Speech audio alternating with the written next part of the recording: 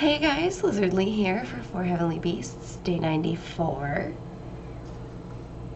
So here is the progress from day 93. I'm very excited to finish the second row. And I fully plan on having like a really nice photo shoot with it or something. It's gonna be cool. If I sound really tired or like I'm losing my voice, it's because I am. My parents hung out with us from like 9:15, 9:30 until midnight. Okay, it's 5:44 a.m. I've been up for 14 minutes. I'm sleepy. But gosh dang it, I want to cross stitch. And honestly, I had dreams the whole week about doing Christmas ornaments. The cross-stitch ornaments that I always do. Okay, not always. I have not done them every year. But, you know, that one year where I did, like, so many of them that there were videos in, like, March? April? I don't remember when they stopped, but they're fun. And they're quick. And they're small. Versus this, you know, it's 94 days. Yeah. But it's a heaven and earth design, so it's to be expected that it's going to take a long time. Okay. I should stop talking because obviously I'm losing my voice. I'm going to go cross stitch now. Alright, so David's not feeling well, and I've had a rough couple of days recently, so yeah, today's just gonna be me, and it's gonna be chill. The only thing I have done on my own, because David has started reading The Drowning Empire with me, is Half a Soul by Olivia Atwater. It was short, it was pretty simple, but I honestly loved it.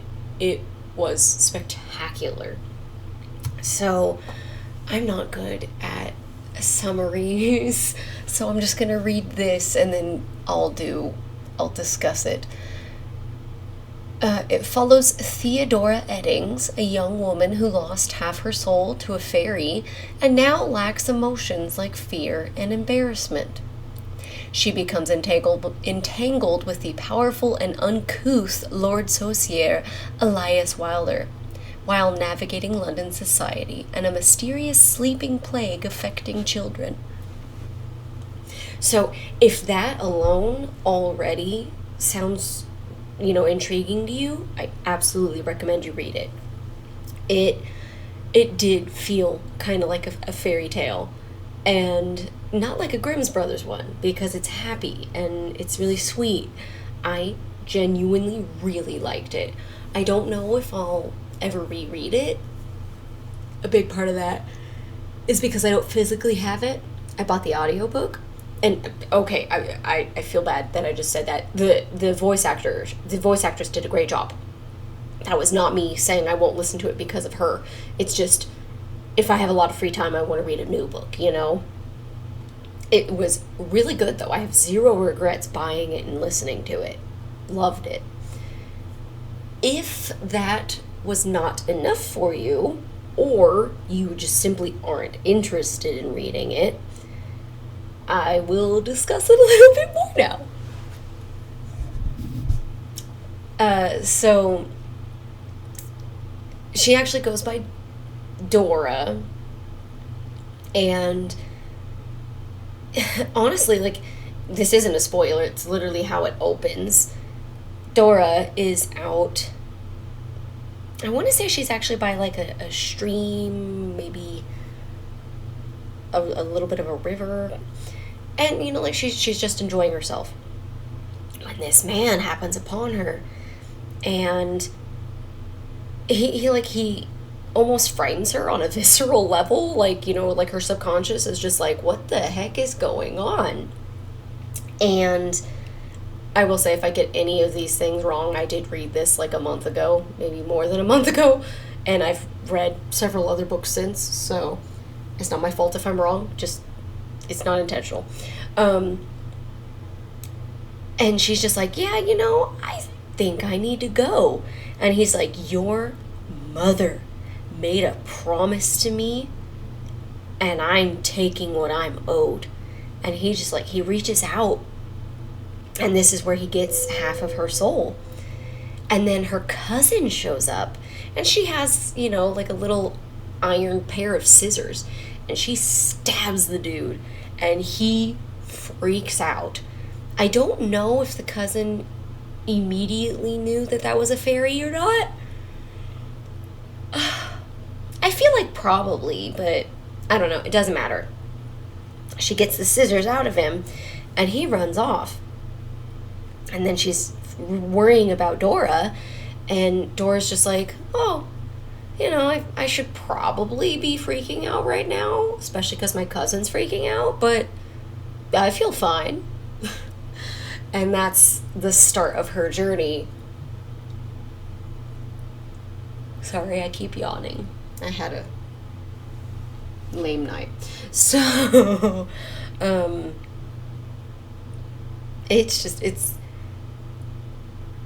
I really enjoyed it. And I thought Dora was a really good lead character. And I also absolutely loved Elias. He was also really fun. A bit of a douche, but that's okay. So, if I get into full spoilers, I don't know if that'll make people more likely to read it or less likely, but that's what I'm gonna do. So, you learn eventually that Elias is... I don't remember if he's full fae or half fae. But, like, iron burns him just like any other fae. And he kind of just hates everybody. His origin, essentially, was he got away from the fae because he was not happy with them. And I believe it's been, like I said, it's been a little while since I read this. I believe it's the British versus the French. And he teams up with the British? I feel like they all had British accents, so it's probably the British side, but I could be wrong. I mean, they also... Well, yeah, no, because Sorcier is French, and the only one in this country is Elias. So, yeah, it has to be... This is the British side. Anyways, he was, helped out by the British, and everybody told him, oh, yeah, the French are horrible.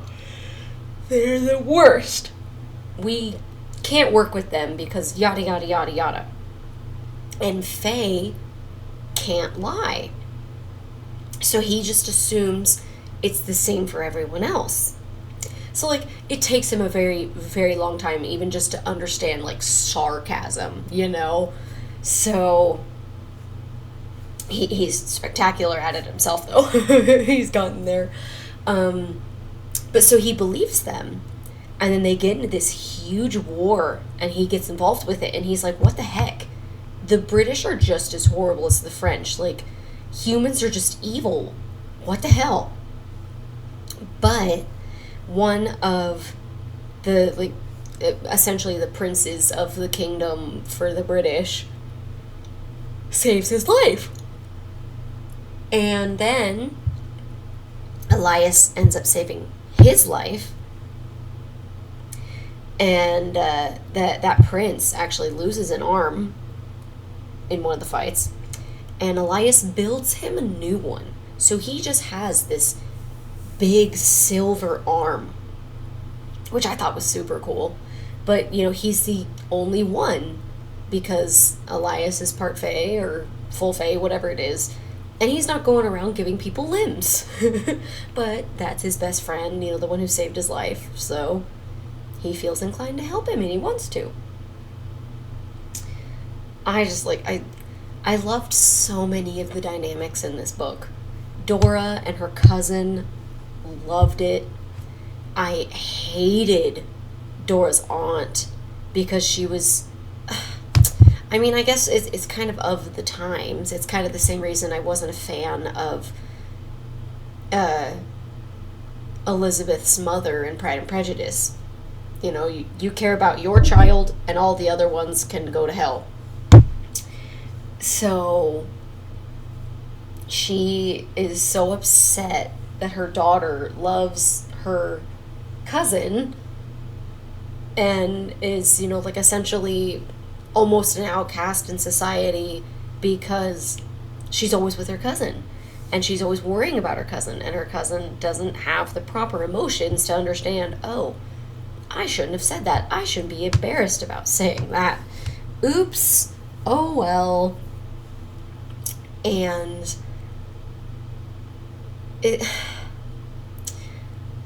I don't know if I can fully say that I hate the aunt, but I mean, I don't know, especially because, I have 3 nibblings. Yes, I do not have children of my own, but I adore my nibblings. And if someone did something like that to them, I'd be pissed. And if anything, I feel like I'd be more overprotective of them than I already am. I've told my sister, I was like, I have my nephew on emergency override. So, if he calls me at 2 a.m., I am willing to go and help him out. I assume that, he's willing to call either of his parents if it comes down to it. But if for whatever reason he can't get a hold of them, or he doesn't want to tell them, oh, hey, I'm drunk, I really hope he's not trying that because he's only in, 8th grade or something. But I wanted it to be put out there that I was I'm another safe haven for him if he's worried, or if he knows, oh, Aunt Lizzie lives really close, I'll call her.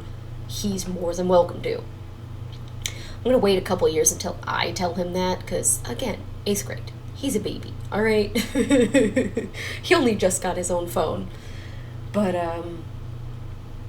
yeah, if something like this happened, I feel like, I would raise hell and there would be problems. So I think that doesn't help the aunt's case because I cannot relate to her in not caring about her niece.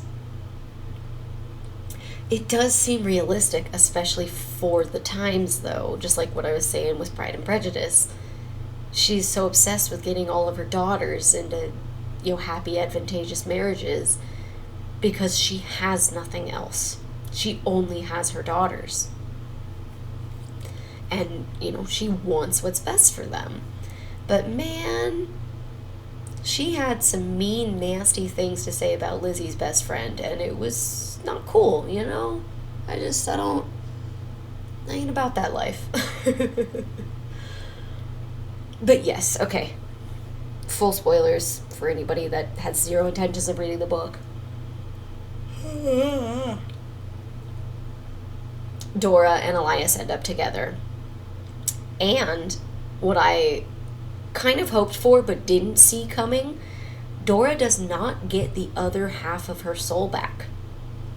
She ends up making it to the Fae realm at some point, and she meets with the other half of her soul. And the other half of her soul is just all emotions. She can't regulate anything. She feels everything 1,000%. And they both kind of collectively realize, we can't come back together because it seems like one of us is going to disappear. And we both want to live. So Dora goes back to the human realm, and Theodora, as Dora forces her to be called, the emotional one, remains in the Fae realm. And she becomes, essentially the queen. She's there helping everybody, doing what she can, and being nice compared to the elf that stole Dora's, half of Dora's soul. I don't recall if we learn if her mother was a good person or a bad person. Oh, I guess I didn't say it. She's an orphan. Her parents are both dead. So, you kind of assume, oh, you agreed to give your firstborn soul to a fae. Can you be a good person? Like, I guess if you never had any intentions in having a child, but you did, so it doesn't matter what your past self thought. You just killed your own kid, essentially. Um, but it ends happy, and I really appreciated the discussion they had of, like, I'm my own person, you're your own person. If we combine, like, what does that mean? Like, I've lived, I want to say she was like 22, 23 or something, and the half a soul stealing happened when she was 12, maybe 13. So, like, my assumption, would be like 10 years they've been split and they've become their own person, each of them. They've become their own people, whatever. So, yeah, if they were to combine, would one of them win out? Would a brand new third person come out? It's an interesting thought. But yeah, I'm kind of on the, I don't want to die. I don't want to disappear. So I really appreciated that it became just two separate people, and it remained that way.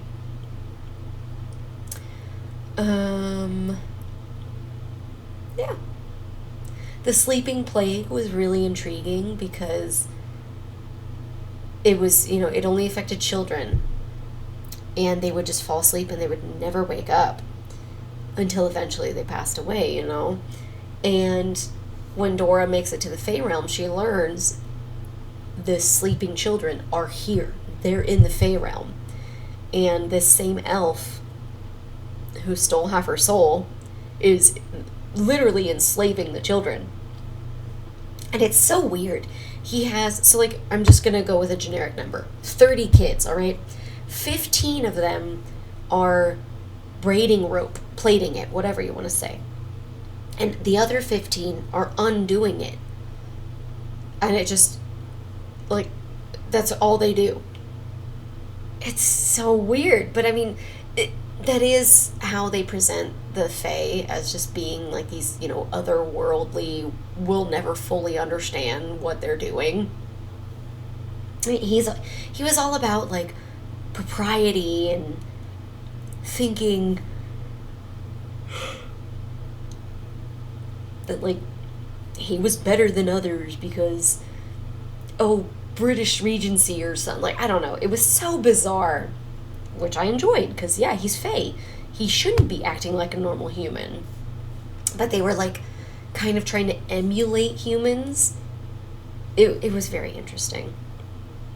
One of my favorite scenes was when Dora and Theodora are both brought to a ballroom, and the elf that stole their soul is like, you need to listen to this lady or whatever, and you have to be proper, and if you look anyone else besides me in the eye, I'm going to pluck your eyes out.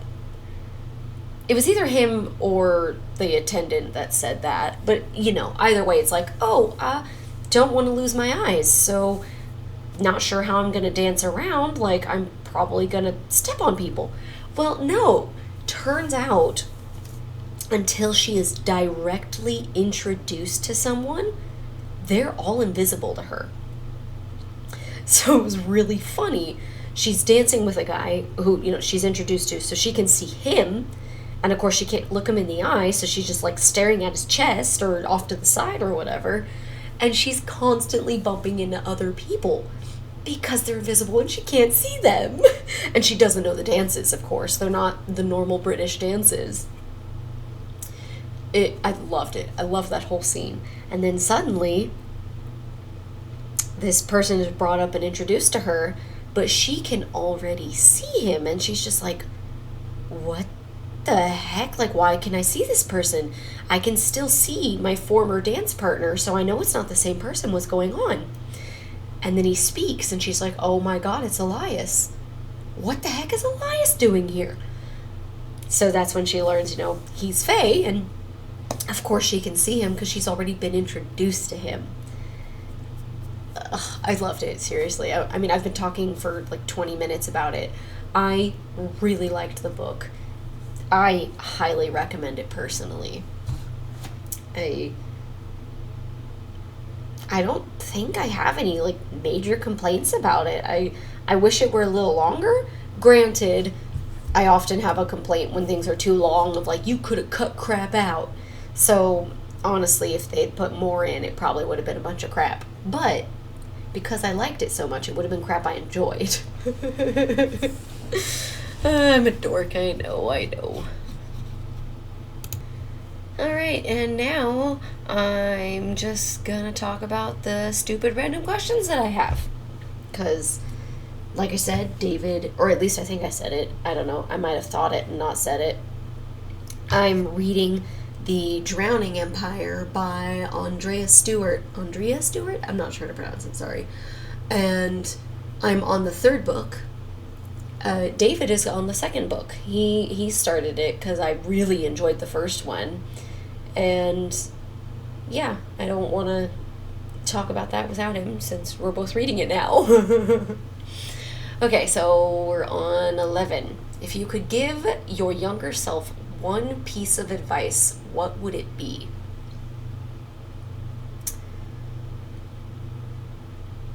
I mean, I think it's a piece of advice everybody could use, and even I need to remember it more. Will this matter tomorrow? If, you've done something that you feel is embarrassing or what have you, like, oh my God, I can't believe I said that. I meant to say this and I can't clear it up easily. But everybody laughed. I don't know if they were laughing at me or with me. Will it matter tomorrow? Because if you go to sleep and you wake up tomorrow and you're just like, oh my gosh, I can't believe I was so embarrassed about that. Why do you need to be this embarrassed about it in the moment? If you still feel really embarrassed about it the next day, then maybe in the moment you can consider that and be like, okay, I know everybody's giggling, but let me clear it up just on the off chance that, I've actually upset someone or someone is going to think that I'm a jerk and I didn't intend it this way. It just, I feel like it would be helpful in most situations to just not have to worry about some of the little things. I know there are a lot of things I stress about, especially with work, where I'm like, the next day comes and I'm like, why was I stressed about this? Like, there was no reason for me to be worried about this. I know I'm a hard worker, and I know how to utilize my time. I know I gave myself enough time to work on that. Why am I worrying about it? Like, I have 5 things left to do out of 250. Obviously, I'm through the majority of it. Why am I worrying? I definitely think that is advice I still need to use. So maybe if I told it to my younger self, I'd be able to utilize it more now. 12. What do you think are the most important qualities in a friend? I would say loyalty to a fault. Is that the right term? I don't want them to be 1,000% loyal, because I do think everybody needs to be able to tell somebody else, like, whoa, hey, you've screwed up, I feel like I want to Google to make sure I'm not loyalty. If I knew how to spell loyalty, maybe. To a fault. Being extremely loyal that it leads to poor or harmful decisions because it is unwilling to criticize or question the person, cause, or organization they are devoted to. Okay, so I want it to be a step down from loyalty to a fault. I want it to be loyal to just the right amount, just the right degree. Like, loyalty in general is one of the most important things to me. David and I were just watching something the other day. Or no. We were reading a book that my mom gave us. It's a Cocology, I think it is. And I was like, yeah, loyalty is like number one for me.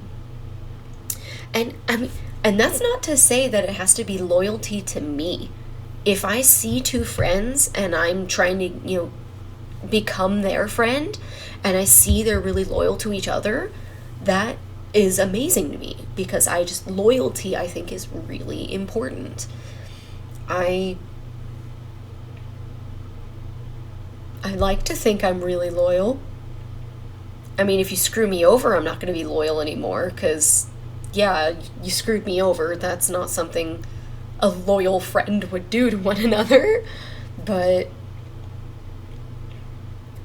yeah, loyalty to a fault is not good. I would not want someone, like, if David and I were to actually get into a real fight, we have disagreements, and usually we end up laughing the entire time, because, it's not that serious. I have a friend who thinks sometimes we hate each other, and it's just like, what? No, this is how we are.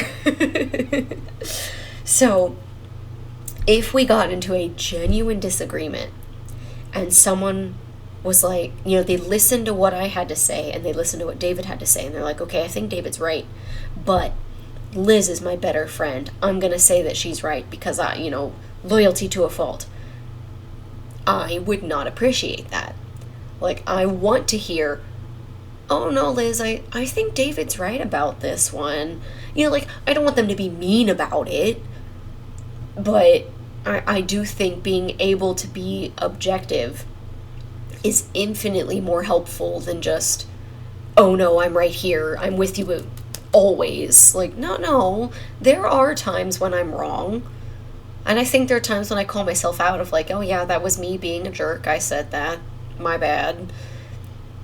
I am human. Everybody else is also human. We all make mistakes. We all make our judgments. We all make assumptions in different scenarios. So, yeah, loyalty, but not to a fault. And then also just, I think an important quality is communicative. Like, I've had friends where I'm the only one who ever reaches out, and it's just like, I'm gonna stop texting this person, or what have you, and then a year goes by and we haven't spoken, and I'm just like, yeah, I'm okay if it's like 80% of the time I reach out, 20% of the time you reach out, because that does mean 20% of the time you do reach out. You are capable of doing it. Maybe that just means I'm reaching out sooner than you would, which is fine. But if I look back and I'm the only person who ever reaches out, Or I recall this with a friend, she would reach out to me, and I would respond back with, like 5 paragraphs. And I wouldn't get a response. And I understand, like, if somebody gets a huge paragraph from me, or paragraphs in this instance, you don't have to respond to everything. You can just find the most important thing to you, and we can just discuss the one thing. That's fine. And then she would never respond. And then, 1, 2, 3 years would go by. Oh my gosh, Liz, we haven't talked in so long. How are you? Blah, blah, blah. And it's just like, I left that line of communication open. I responded to you, and you ignored me. I'm not going to send, 2 messages in a row of a really long text thread. I will say, one thing I could have done was just send a next one. Oh, hey, did you see my message? Just one little snippet. But I'm not gonna try and keep a conversation going when I know you will always drop it. What's the point of that, I have better things to do with my time than worry about someone who's just not gonna give me the time of day. I mean, I said communicative, right? I didn't say, like, you have to be the one reaching out. Like, just talk to me. That's it. That's all I need. That's 2. What would my number 3 thing be?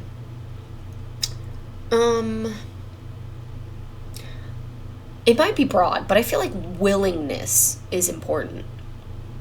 Willingness to, try new things, to anything. Just, especially because I'm such a homebody, I do need friends who are willing to do more than just sit around talking with me, because that's all I want to do, and I'm aware that I need to do more.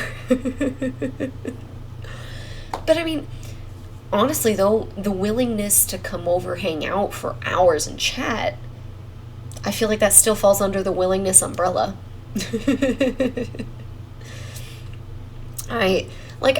I'm aware, for instance, that I'm a very picky eater.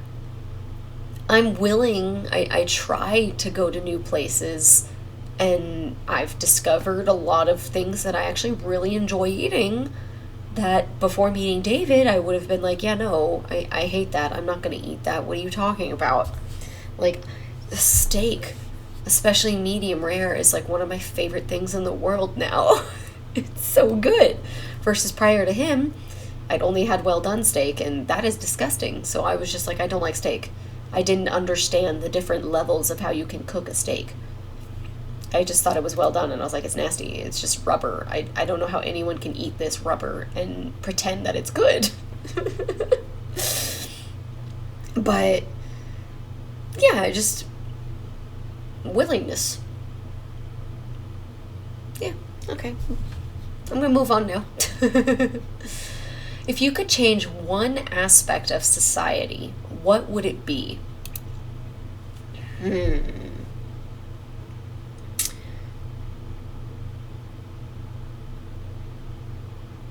I mean, my gut reaction, honestly, is just like how unequal everything is for the sexes. It's so frustrating. I have these videos pop up on my Facebook every once in a while where it's like, oh yeah, I didn't vote for so-and-so because women are horrible leaders. Or the opposite of, I only vote for women because men are terrible leaders. And it's like, I think it's an individual basis thing. I'm not going to say that all men are crap leaders because such and such is horrible, or all, like, it's too broad. And if it was more equal, I feel like we would have better discussions and disagreements over stuff like that, like politics in particular. Because it's so silly. I will never vote for a woman just because I'm a woman. If she has shown herself to be a crap person, I'm not gonna pick her just because she's a woman. Like, that's not good enough for me. And on the exact same coin, the other side though, I'm not gonna pick a man just because I like men and some of them have done a good job. Like, yeah. I don't want to get too much into politics. I'm sorry, you guys. 14. What's a belief you held strongly that you've changed your mind about? Oh, well, I guess we'll get right back into politics. When I was young, I was for the death penalty. And I've since done a lot of research on it, and I am now against it. Unless, like, the only time I will be for the death penalty is if the person, like, irrefutable proof, like there's a video of them killing someone or what have you, and they admit, like, yes, I did it and I want the death penalty, then I'm okay with it, because it's like, yeah, we definitely have the right person. They've admitted to it. We have them on camera, and they are okay being put to the death. But if any of those things don't line up, I'm against it, because the number of people that we've found who were put to death and were later found innocent, they were, what's the word, exonerated of the crime, is ridiculous. Because if it's not 0%, it's unacceptable, in my opinion. Like, I would not be okay with someone framing me for something and then I'm put to death for it. And, the next 2 years, the family of the person I presumably killed in this scenario thinks that everything's okay because, oh, yep, Liz killed our daughter and she's gone now. We're safe. And then, those 2-3 years go by and we learn, oh, no, it wasn't Liz who did it. That means they spent years hating me and blaming me when it was someone else. And just literally 1% is all it takes for me to be against the death penalty. Until it is 0% and every single person put to death is 1000% guilty of a heinous crime at that. Until that happens, I'm not going to be for it, because and I'm also kind of on the opinion of, like, if they did it and we know it and they're like, I don't want to die, well, okay, you're just going to rot in prison. If we think they did it and they don't want to die, yeah, I mean, unfortunately that does mean they're going to rot in prison, but they have, hopefully they're going to have the opportunity to be released, proven innocent, and they'll still be able to live their lives. I mostly see it from the perspective of an innocent person, and I'm not okay with that. So, yeah. One thing, at first I was also against, felons being able to vote, and I've since learned, like, first off, they are such a small minority. Even if they were all to get together and agree on something, they're not going to have nearly enough weight to sway anything. And then there's so many things that, like, back when I was a kid, marijuana was illegal. And my understanding is, in the U.S., we still have people in prison for, smoking marijuana or selling it or what have you. I've said what have you like 5 times in this video already. I'm so sorry, you guys. I apologize. But, someone who smoked weed 20-something years ago should not still be in prison. And it shouldn't be a felony. They should absolutely be able to vote. That's ridiculous. And I mean, even if it is a serious crime, they should still have a vote. It's just, that's all it is. It's one single vote. It's never going to be enough that they can make a difference that it should worry you, and therefore you should think they don't deserve a vote. Yeah. Okay, away from the political talk. What is something you've always wanted to try but have been too scared to?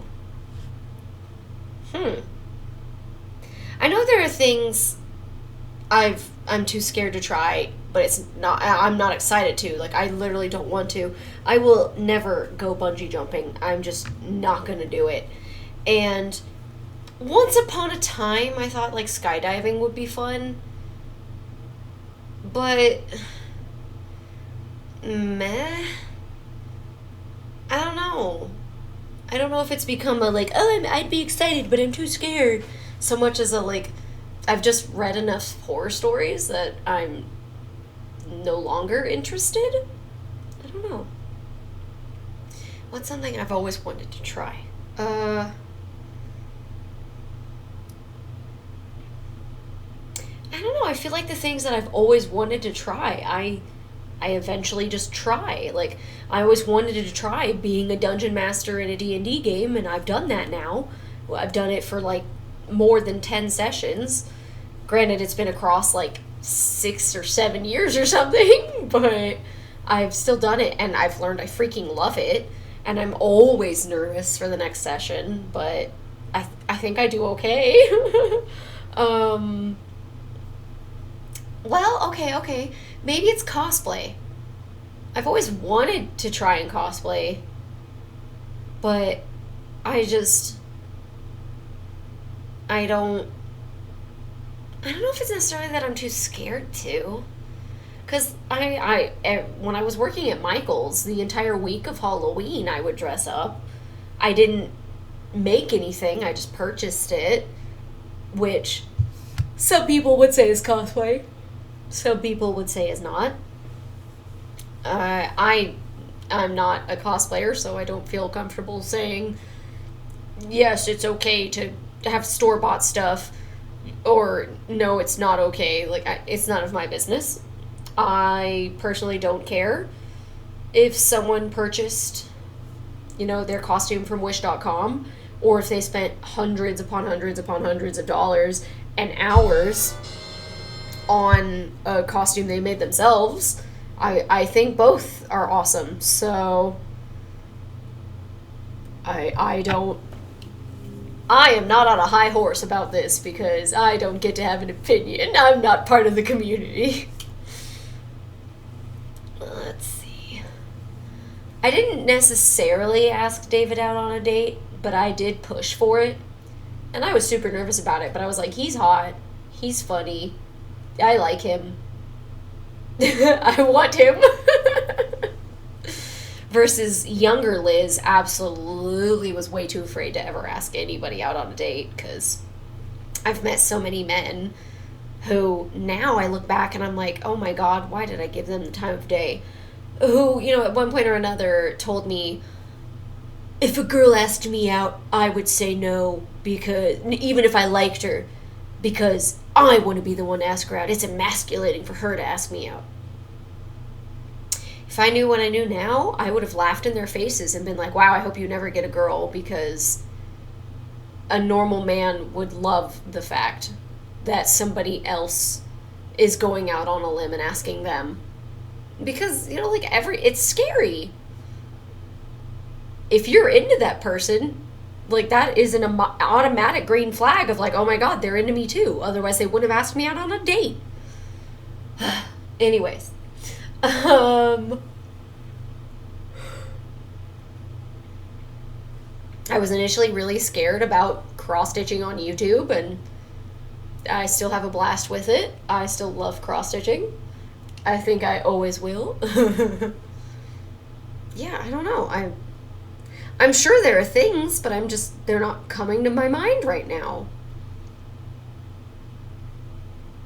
I mean, I know there are times when I've been nervous, asking for a raise and stuff. And I'll talk to David or my mom or whomever on, how's the best way to approach this? But I don't think getting, what's the word I'm looking for?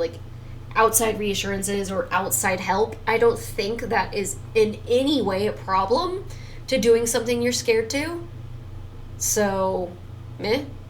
Every time I've thought I need to ask for a raise or I need to ask for a promotion, I've done it. So, yeah. Let's see, next question. What does home mean to you? I mean, that's just, where I consider my roots. And for me, it's this house right here with David. I wouldn't be against calling my parents' house, heck, or even my sister's house, home, because, they're my family. I spent years in those houses. They, at one point, were my home. But I do feel like I would call them my previous homes versus my current home. My home is this one with my husband. Okay. What's a risk you took that paid off? Honestly, Michael's and David. I was always nervous at Michael's about trying to get a promotion. Oh my god, you guys, stop texting me. Shh. Always nervous about trying to get promotions and whatnot. But every single time I applied, I got it. And I don't think I ever interviewed for any of my promotions at Michael's. I interviewed to become a sales associate as a summer hire. And then I was just offered to stay on permanently. And then when I learned they needed a new framer, I asked if I could be if I could be in the line for that. I don't know what word I'm looking for. And I don't think I interviewed. I think they were just like, oh, Liz wants it. Liz is very detail oriented. She's going to get it. Or it could have just been nobody else wanted it, so it's going to me. I don't know. I don't remember. And I potentially never knew. I was still a part-timer, so it's none of my business, And then when the full-time CEM position came up, I told the store manager I want it, and I got it. And I do recall somebody else being really bitter that they didn't get it. And everybody was like, well, did you tell Justin you wanted it? And she was like, well, no, everybody knew. And how do you know? Like, if you don't directly tell your boss that you want to be up for this position, they're actually not going to think you mean it. And it's just a rumor. So, yeah, no, to this day, I still think she's so stupid that she didn't just walk up to him and say, I want it, or, I want to be considered for it. I mean, heck, I feel like he would have, because to date, this is the best manager I've ever had. Justin was amazing. He was at my wedding. That's how much I really care about that man, you guys. If she had even just said, like, hey, I don't actually want this position, but I'd like to interview for it so I have more interview experience, I guarantee you he would have at least done that. But she never told him anything, so of course he didn't consider it for her. And then custom framing manager came up, and I said, or I don't remember if I approached Justin and said I wanted it, or if he asked me if I wanted it. But I was told, like, the district manager's going to want to interview you, blah, blah, blah, blah. And I was so nervous. And then one day I came in, and it was just, yeah, Liz, you got it. And I was like, wait, what? I don't have to be interviewed by anybody? Like, I knew the district manager liked me, but I still assumed she would want to interview me. Because my understanding, everything I've heard, store manager is the most difficult position. And this is Michael's in particular. Store manager is the most difficult because you have to know how to do every other person's job there. And then next is custom framing because it is so specific and it is so easy to, piss a customer off or whatever. And I think up there also was ASM, because ASM is essentially the same as the manager. They're the assistant store manager. They have to do everything when the store manager is not there. My store did not have that position. We had an ops manager, so an operations manager,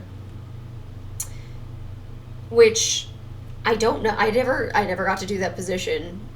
I know the lady who did it when I was hired worked really hard, but the man who got it, let's just say he was fired and not welcome back because 16-year-old boy, and that's all you need to know. So I will say it's probably not quite as bad as you're assuming, but it's also worse than the smallest thing you can think of. And it was for years that this man, it was known, I hated him. Everyone hated him. I was at my new job when I was told he finally got fired. He was not like let go or he didn't quit. He was fired. And we all wanted to have a party because he was the worst. He was just a disgusting human being. But yeah, when I learned, I was very bitter when he got the ops position because I had directly emailed the district manager telling her, "Hey, I'm interested in the ops position." And she said, "Oh, okay, thank you for letting me know, Liz." And then she just put that guy in the position. And so I was like, "Screw this." Like, no. Are you kidding me? He's horrible and he thinks he's my boss. He's just another full-timer. He's not my boss. Ugh, I hated him. I hated him. I don't know where I was going with that. So, enjoy the outro. And that is the end of 4 Heavenly Beasts, Day 94. I got 7 hours and 9 minutes of footage, exactly 0.00 seconds.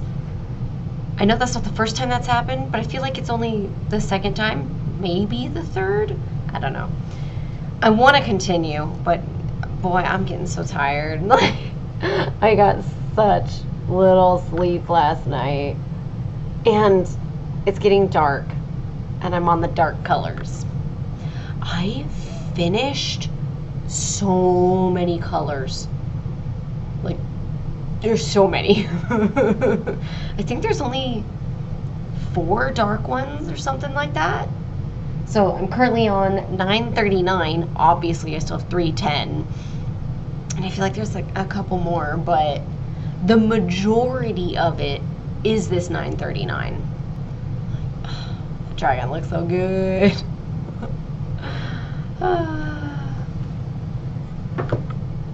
I'm tired. I'm hungry, so I don't think I have anything else until after I do my outro. Like, subscribe, share, comment, all of that jazz, and I'll see you guys in the next video. So, for anyone that has remained, I have a stupid little video I made for my husband 2 days ago, 3 days ago? Whenever I went to the dentist last, I don't remember. So, I had 2 cavities, and I don't think my dentist was lying to me. He was like, yeah, no, I can see that you brush and floss every day. Both of these cavities are next to fillings. So, they're cavities from when you were a lot younger. And it's normal for, fillings to get old and not last that well or whatever. The problem is, it was here on the bottom and here on the top. So the numbness was not ideal. So now you get to see what my face looked like when it was numbed really weird.